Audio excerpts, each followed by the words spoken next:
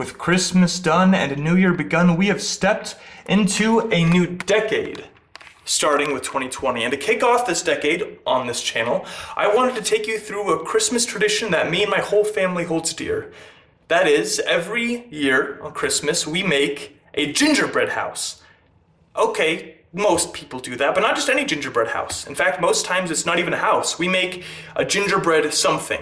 One year it was a mansion. One year it was a tower with a dragon encircling it. One year it was a spaceship. One year it was Hagrid's hut. This year, for no particular reason, we decided to make a gingerbread sphinx.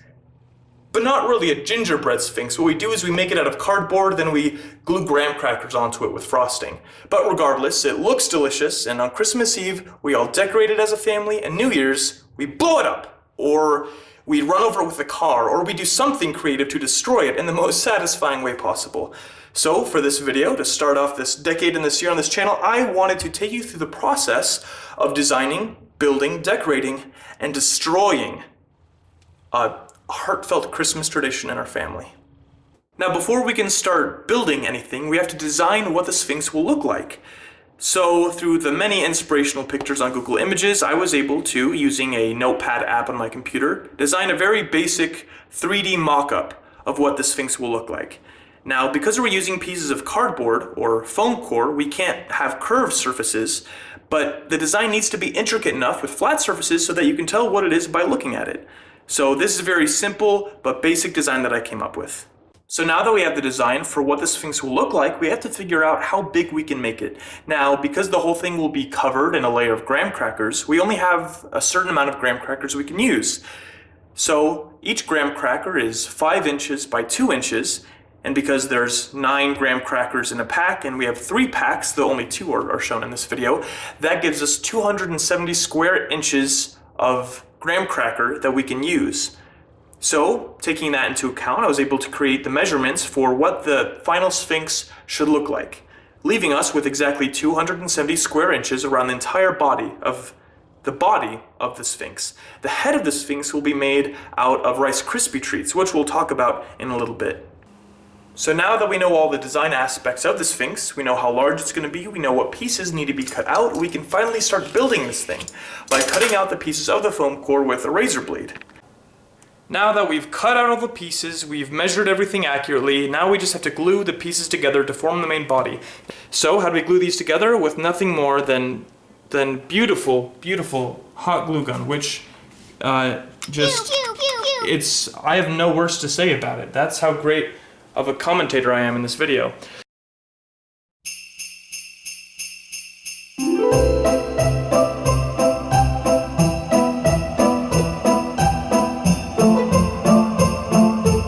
And there we go.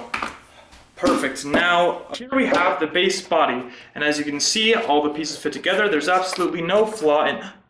Oh no! That's okay. Honestly, none of this will be seen because the graham crackers will be like frosted onto the sides. So this should work just fine. Now we just need to make the arms, and then the real tricky part will be the Rice Krispie head, which will sit atop of the Sphinx.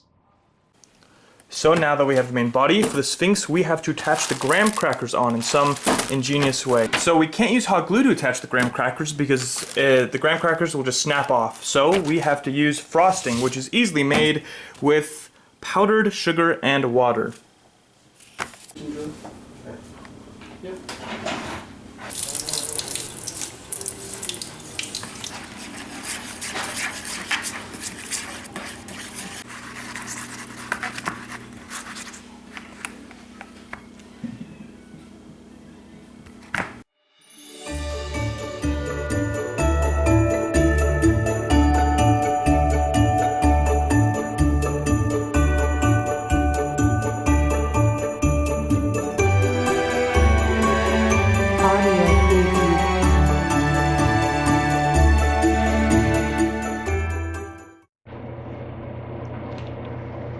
Okay, so we've exhausted all our graham crackers, and we have covered this entire Sphinx. It looks very... So this portion on top is where the Rice Krispie head will go, so we don't need that covered. But it looks like our dimensions are...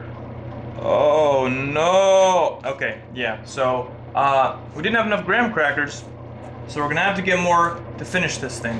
But the next step is to make the Rice Krispie Sphinx head, which will be the most difficult part of our little adventure. Whew. So now we do the... Oh, that is hot. We have mixed Rice Krispies and marshmallows and butter together and are now forming the head of the Sphinx. It's like clay, except it is very hot, it hardens very quickly, and if you don't butter up your hands, it'll stick like nothing else. So there's some major artisan craftsmanship here. So now that we have the Rice Krispie Sphinx created, we have plenty of frosting and candies. We need to enlist some help. Hello. Especially this little kitty right here. We need your help, right, little Penny? Say sure. All right, let's do this. Did she stick something in her? She.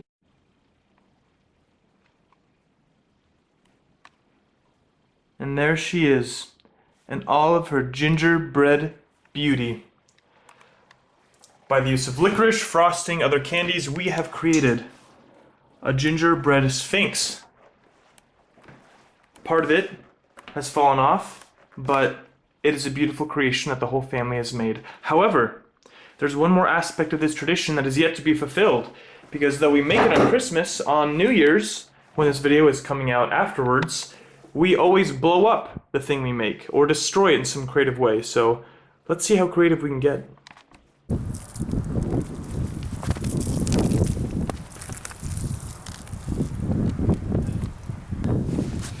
2020. Happy New Year's.